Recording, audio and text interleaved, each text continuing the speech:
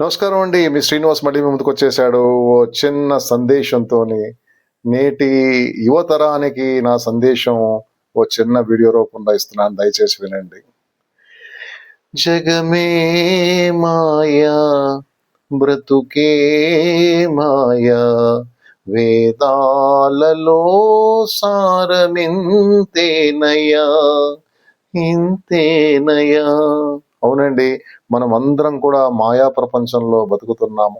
క్షణికమైన సుఖాల కోసం, ఆడంబరాల కోసం మనం తాపత్రయపడుతున్నాం. ఆఖరికి జీవిత సత్యం తెలుసుకునేటప్పటికీ ఒక జీవితకాలం అయిపోతుంది. అందుకే ఓ సోదరా, మేలుకో.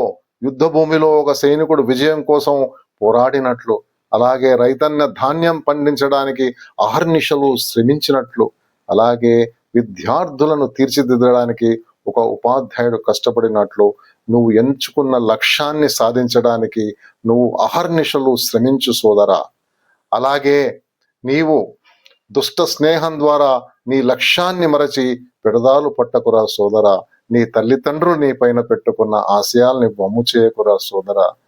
ఈ మాయా మైకంలో నిన్న ప్రపంచం నిన్ను తన దరికి లాగుతుంది.